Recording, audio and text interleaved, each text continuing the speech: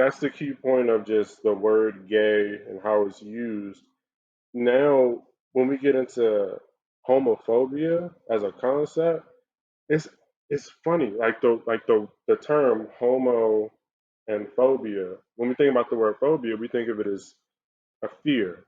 Like, but in reality, homophobia is really homo hatred because anytime people like it sucks so much that just because somebody has sexual orientation, you could be like, "Ooh, I hate you because of that."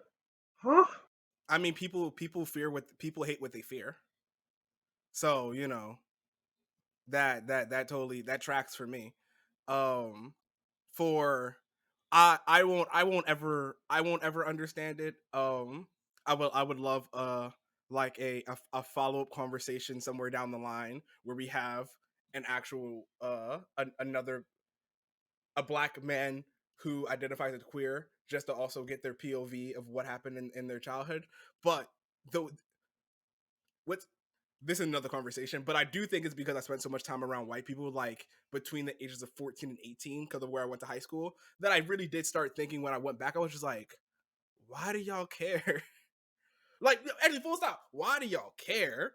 What's going on? Like, on a very fundamental level. And, like, I think it's important to always ask that question because somebody has an answer. Like your man's might have an answer for why he doesn't like it, and that needs to be put out into the open because that's going to show that person's true colors. And here's what here in 2021, this is all I care about. You can be bad, you can be a dick, but you gotta say it with your chest.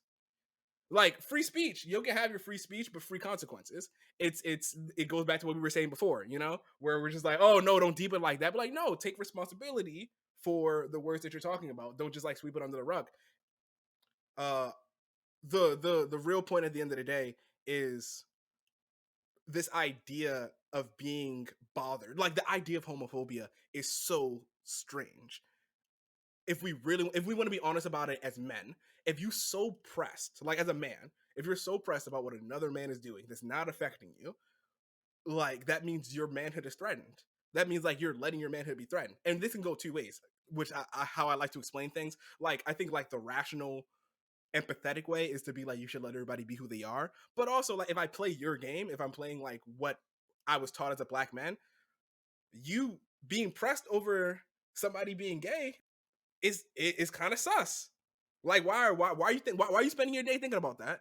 Like why is that threatening your identity?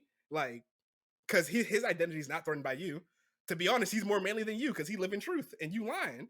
So all these things that we don't deep because of just fear. You're right. Like because of the phobia part of it, is truly is how I think it's important for allies to think about it. That like what's going on is not like some weird preference thing. It's like it's it's it's oppression and oppression. It is, and especially when we're talking about queer people of color, is like a premeditated actual political move to make sure that people that we have less power, that we as minorities have less power, but also just to make sure that like some people just don't get all the resources simply because of some irrelevant reason.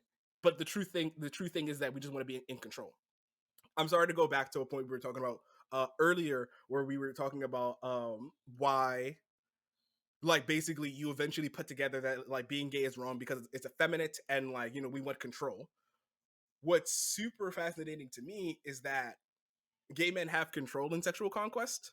The psychology of it isn't all that different, and I was like, then what's really our problem, right? If besides the fear of being different, what other excuse could you possibly have for saying that a person who's not straight isn't manly? Because even by our own definitions, as long as as long as you're the top, you should be good.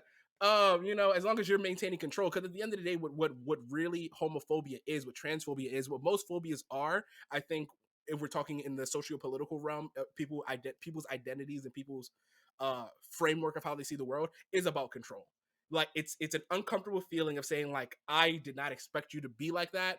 I'm not like that, and now there's a gap between us, the gap between my understanding, and for some reason, not for some reason, I think fear just does fear operates quicker than empathy, but fear makes us say, I don't get this, so I'm going to push it away. Instead of like, I don't get this, I need to learn more about this because like you are a human and I would probably like you in my community. So it really all boils down to ego, selfishness, and pride. Because if I have my way of being and my way of thinking, and whatever you're doing is contradictory to my viewpoints, then I have a problem with it. And unfortunately, you hit the nail on the head when you said we also hate things that we fear. So homophobia and homo hatred, and really just anti-femininity at the very end of the day, they all go hand in hand because it contradicts what I want to happen. Not just what I want to do, but what I want to see other people doing because it's in line with what I think other people should be doing. Which isn't even what you like want to be happening. Sometimes we talked about this when you were on my page about toxic masculinity, where it's like people cap or men, I'll keep it very narrow. Black men cap for our idea of the perfect black man, the alpha. We were kings, like sort of um stereotype, and we don't even like most of it. Like you go on Twitter, like niggas don't like paying for dates. They don't like they don't like they don't really like being the breadwinner. Um, they they don't like necessarily being in control all the time. They don't like a bunch of these perks that we're saying are the pros of being the man of the house. It's tiring. It's exhausting.